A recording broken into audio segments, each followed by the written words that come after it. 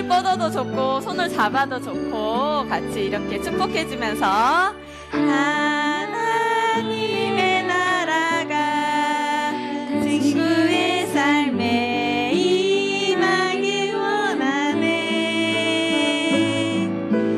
친구를 통하여서 주의 나라 이 땅에 세워지리라.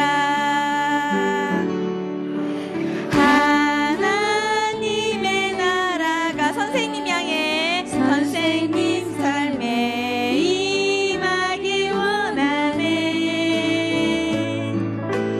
선생님 통하여서 주의 나라 이 땅에 세워지리라. 하나님의 나라가 친구의 삶에 임하길 원하네. 친구를 통하여서 주의 나라 이 땅에 세워지리라. 하나님의 나라가 우리의 삶에 임하길 원하네. 우리를 통하여서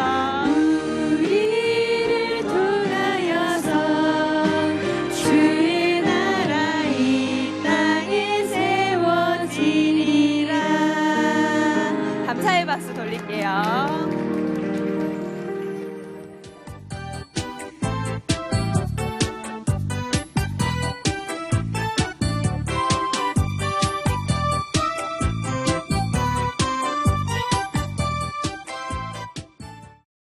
우리 친구들 축구 좋아해요? 목사님 축구 엄청 좋아해요. 축구를 진짜 우리 친구들 만날 때는요 매일매일 축구했어요. 매일매일. 비가 와도 눈이 와도 축구했어요. 그래서 목사님 별명이 있어요. 메시예요, 메시. 메시보다는 조금 못하지만 목사님 축구를 어렸을 때부터 많이 해서요. 축구를 조금 그냥 조금 해요. 조금. 아주 잘하진 않지만 별명이에요, 별명. 그만큼 축구를 좋아해요. 그래서 축구 경기를요 많이 봤어요. 지금은 축구 경기 많이 못 보지만 어렸을 때는 축구 경기를 많이 봤어요. 우리나라 대표 선수들 경기할 때는요 저기 운동장에 직접 가서 보기도 하고요. 축구 경기를 많이 보러 다녔어요. 근데 축구 경기를 보다가 재밌는 장면이 생각이 났어요. 어떤 장면이냐면 축구를 하게 되면 운동장에 축구 한 팀이 몇 명 선수가 뛰죠? 13명? 11명이 뛰어요. 11명이 뛰는데 그 중에 한 명은 골키퍼고 나머지 10명의 선수가 운동장에서 뛰어요. 맞아요? 근데 어느 날 그 경기를 보고 있는데 골키퍼가 다쳤어. 골키퍼가 다치면 후보 선수로 있던 골키퍼가 대신 들어와요. 그쵸? 그런 거 봤죠? 근데 후보 선수로 있던 골키퍼까지도 다쳐버린 거야. 골키퍼가 2명이 있는데 한 명이 다치고 또 한 명이 들어왔는데 또 다친 거예요. 그럼 골키퍼가 없으니까 경기가 중단이 된 거예요. 자, 골키퍼가 없이 축구 경기 하는 거 봤어요? 목사님 못 봤어요. 골키퍼가 없어지면요 더 이상 골키퍼로 들어갈 사람이 없으면 어떻게 되는 줄 알아요? 10명 뛰는 선수 중에 한 명이 평소에 골키퍼 안 해봤던 선수가 골키퍼 옷을 대신 갈아입고 골키퍼가 돼주는 거예요. 그렇게 해서 골대를 지키는 걸 봤어요. 자, 축구 경기에 골키퍼가 없으면 심판이요 축구 경기를 계속 이어나가지 않아요. 그리고 설사 골키퍼가 없이 게임을 한다 하더라도 우리 팀에 막 메시가 10명이 있어. 막 엄청난 선수가 10명이 뛰고 있어. 그래서 우리 팀은 너무 잘하니까 골키퍼 필요 없어 하고 골키퍼를 비워놓고 축구 경기를 하면요 아무리 뛰어난 선수들이 열심히 뛰어도 비어있는 골대를 가지고 경기를 이길 수가 없는 거예요. 오늘 말씀을 보니까요 믿음, 소망, 사랑 이 세 가지는 항상 있을 것인데 그 중에서 제일 된 게 뭐라고요? 사랑이다라는 말씀이 함께 읽었어요.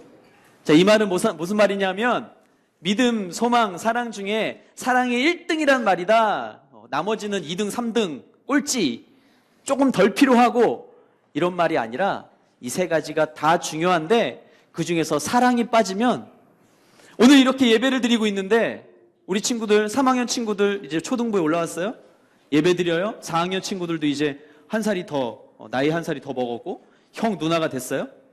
근데 아무리 예배를 열심히 드리고 아무리 성령이 임하시면 너희가 권능을 받고 일어나 아무리 열심히 찬양해도 이게 없으면 우리가 여기에 모여있는 이유가 없어요. 그게 뭘까요?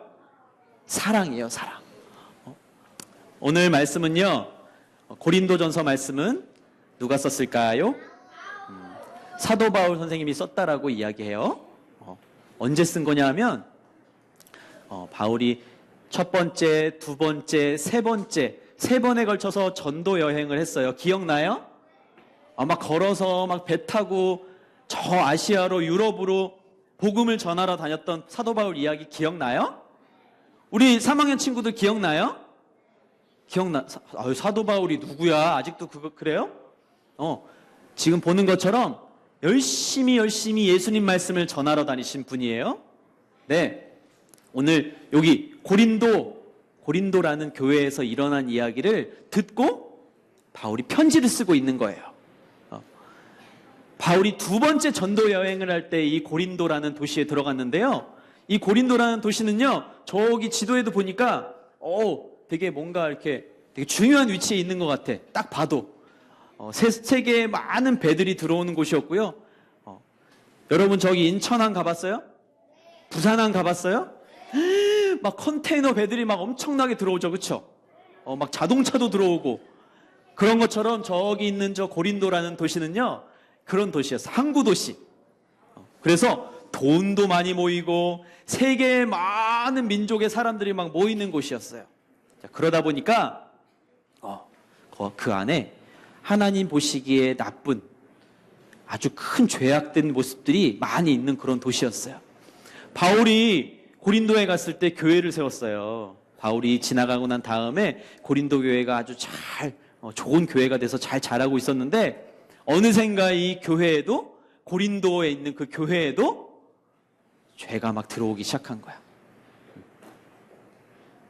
배들이 막 들어오는 것처럼 세상에 많은 사람들이 고린도에 들어오는 것처럼 이 고린도라는 교회에도요, 하나님 보시기에 나쁜 모습들이 막 들어오기 시작했어요. 그래서 성도님들이, 교회에 있는 분들이 막 헷갈리기 시작했어. 우상을 섬기는, 우상에게 절하는 문제, 그 다음에 결혼에 대한 문제, 음행에 대한 문제, 하나님 보시기에 그런 나쁜 문제들이 교회에도 있었던 것 같아요. 그 사람들이 궁금해서 바로 질문을 던지는 거예요.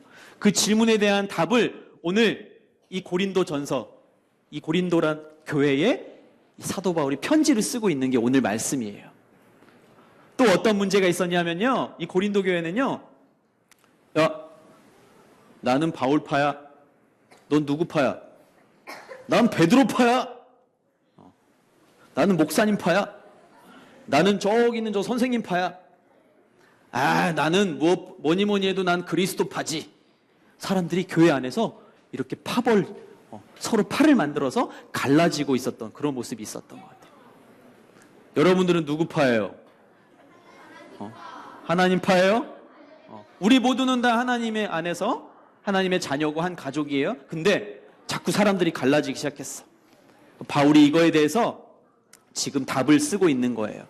어떤 사람은 막 방언으로 기도하고 어떤 사람은 막 병 고치는 일도 막 나타나는 그런 일들이 있었는데 하나님께서 주신 선물인데 그걸 자기 것처럼 막 자랑하고 다니고 아무 데서나 그거를 막 떠들고 다니고 그런 것 때문에 사람들 마음이 점점 갈라지기 시작한 거야.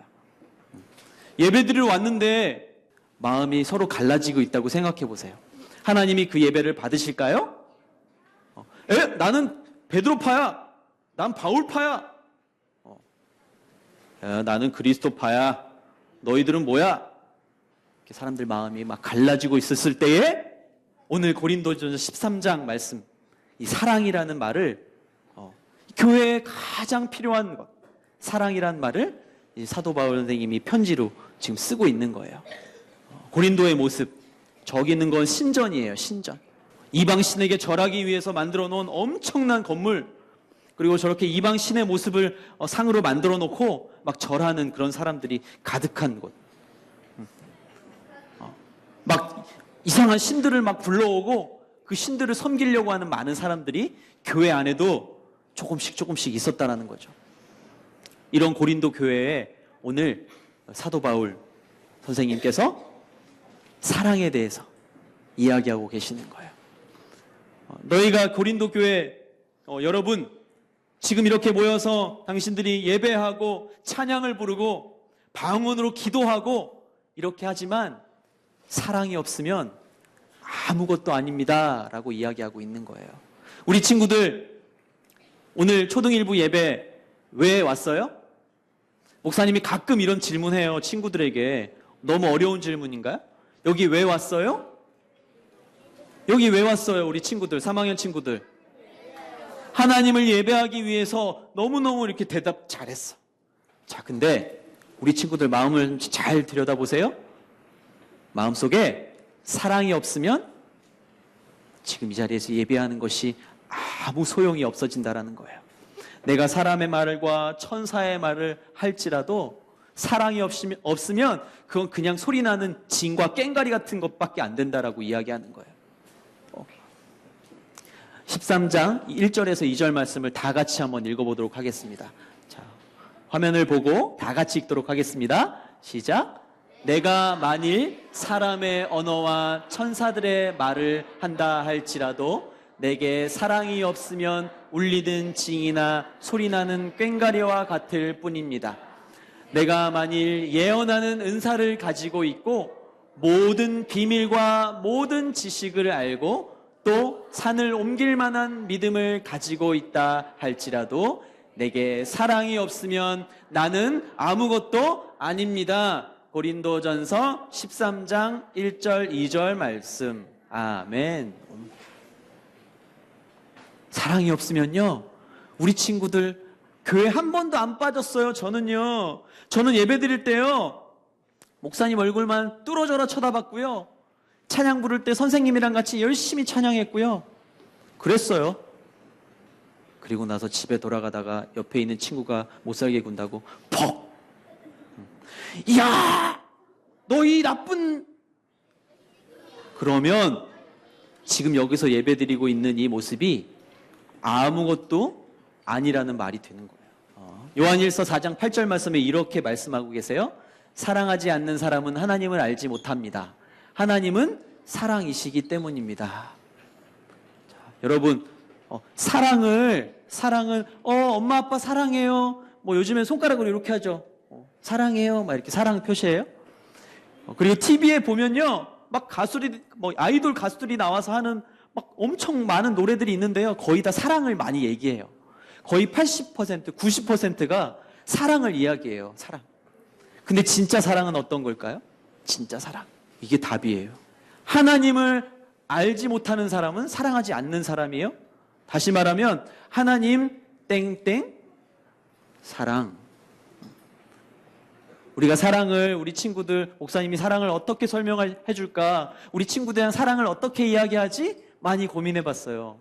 근데 우리 친구들 마음 안에 하나님을 아는 마음, 하나님을 아는 그 마음이 바로 사랑이라는 거예요. 쉽죠? 하나님을 아는 사람은 사랑하는 사람이라는 거예요.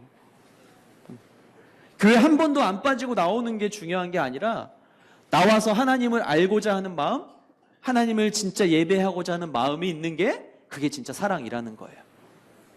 왜? 진짜 사랑은, 최고의 사랑은 하나님이 보여주셨기 때문에. 하나님은 그냥 얘들아 내가 너를 사랑한단다, 내가 너를 사랑하노라 이렇게 얘기만 하시고 성경책에 기록만 하시고 끝이 아니라 누구를 보내주셨어요? 하나님은 아들을 보내주셨단 말이에요. 그것도 그냥 보내주신 게 아니라요, 정말 제일 낮고 천한 곳에 보내셔서 심지어 그 아들의 목숨을 우리를 대신해서 내주게까지 만드셨다라는 거예요. 말씀에는 이렇게 아주 간단하게 한 줄로 나와 있지만 이 사랑은요, 지금 목사님은 표현할 수 없는 사랑이에요. 목사님 아들이 있는데 아들이 다쳤을 때 피를 흘리고 있는 그 아들을 데리고 병원을 갈 때 그 마음, 아들을 사랑하는 마음이에요. 그렇죠? 너무너무 사랑해서 속상한 거예요. 다쳐서. 그런데 우리 하나님 아버지의 마음은요, 그것과 비교할 수 없다라는 거예요. 너희들 죄를 너무 많이 지었어. 예배 시간에 날 예배하라고 했더니 옆에 있는 친구 옆구리 쿡쿡 찌르고 있고, 그러니 나는 널 사랑하지 않겠어 라고, 오늘부터 나 아버지 하나님 여호와는 너를 사랑하지 않겠어 라고 우리 하나님이 그렇게 말씀하실까요? 아니에요. 3학년 친구들, 4학년 친구들, 오늘 예배에 좀 지각한 친구도 있어요. 엄마한테 짜증내고, 아까 저 밖에서 엄마한테 짜증내고 들어온 친구 목사님 봤어요. 근데 하나님은 그것 때문에 사랑을 포기하시는 분이 아닌 거예요.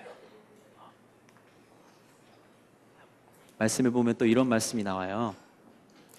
다 같이 한번 읽어볼까요? 마태복음 5장 44절 말씀하고 46절 말씀. 시작. 그러나 나는 너희에게 말한다. 너희 원수를 사랑하고 너희를 핍박하는 사람을 위해 기도하라. 너희를 사랑해주는 사람만 사랑한다면 무슨 상이 있겠느냐? 셀이라도 그 정도는 하지 않느냐? 아멘. 그럼 얼마큼까지 하나님의 사랑을 닮아가야 할까요? 원수까지도 사랑하라는 거예요. 이 말씀을 볼 때마다 목사님도 너무 어려워요. 목사님도 원수를 사랑할 힘이 없어. 지금도 우리 친구들한테 솔직히 말하면, 지난번에 솔직히 말했어요. 그렇죠?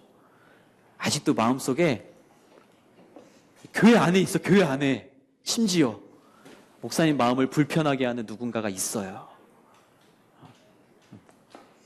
목사님 지금 이렇게 이 말씀을 보면서도 마음 어디 한 구석에는요, 진짜 내가 그 사람 때문에 너무 힘들다, 사랑할 수가 없어, 이런 마음이 드는 사람이 있어요. 근데 하나님께서 다 아시고 예수님을 통해서 이런 말씀을 우리에게 주신 거예요. 얘들아, 너희들을 사랑해주는 사람 사랑하는 거는 얼마나 쉽니? 물론 그것도 좀 어렵긴 해요. 엄마 아빠를 사랑할 수 있는 게 얼마나 우리 친구들, 그건 당연한 거예요. 쉬워요. 그렇죠? 그리고 나랑 제일 친한 친구를 사랑하는 건 쉬워요. 그건요, 하나님 알지 못하는 사람들도 하는 거래요. 예수님 믿지 않는 친구들도 그렇게 하는 거래요. 하나님을 모른다 부인하는 사람도 나랑 제일 친한 친구, 나를 사랑해주는 친구를 사랑하는 건 쉬운 일이래요. 그럼 진짜 사랑은 뭘까요? 내가 제일 싫어하는 그 사람 사랑하는 게 사랑이에요. 사랑. 목사님도 말씀을 준비하면서 또 다짐하고 또 다짐하고 또 다짐하는 거야.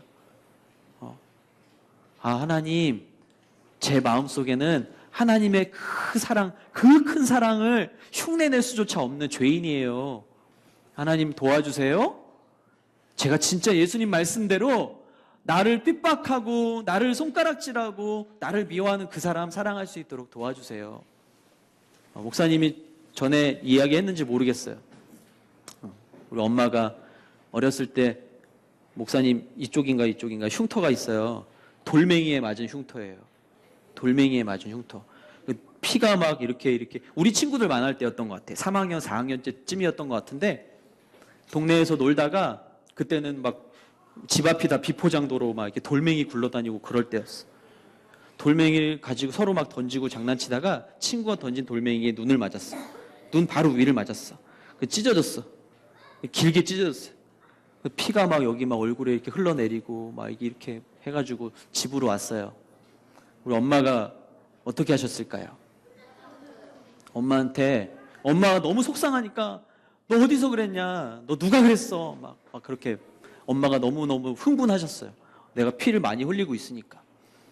지혈을 하고 어떻게 겨우 이렇게 반창고를 붙이고 병원에 가기 전에 그 친구 집을 찾아갔어요. 목사님에게 돌멩이를 맞춰서 다치게 한 그 친구 집을 찾아갔어요. 그 친구가 그 친구 집 엄마가 먼저 나오시고 그 친구가 나왔어요. 우리 목사님 엄마가 뭐라고 하셨을까요? 목사님이 그 뒤에서 그 엄마의 모습을 지켜봤던 그때 장면이 아직도 생생해요. 어떻게 하셨을까요? 당신 아들이 돌멩이를 던져서 이렇게 다쳤으니까 치료비를 내놓고 경찰서 갑시다. 뭐 이렇게 했을까요? 그때 어머니가 너무너무 속상하고 화가 나지만 그걸 꾹 참으시면서 그 친구에게 지금 사과하라고, 돌멩이 던져서 다치게 했으니까 지금 빨리 사과해, 이렇게 하고 그 어머니에게도 앞으로 이런 일이 생기지 않도록 아들을 잘 교육시켜 주세요, 잘 타일러 주세요, 이렇게 이야기하고 돌아섰던 기억이 나요. 근데 엄마가 집에 와서 어떻게 하셨을까? 집에 와서 펑펑 우시는 거예요. 너무 속상해서. 치료비를 못 받아내서 속상한 게 아니라 너무 화가 나서, 아들이 다쳤다는 마음이 너무 화가 나서. 그리고 병원에 갔다 와서 꼬매고 병원에 갔다 와서 이제 그걸로 끝난 줄 알았어요.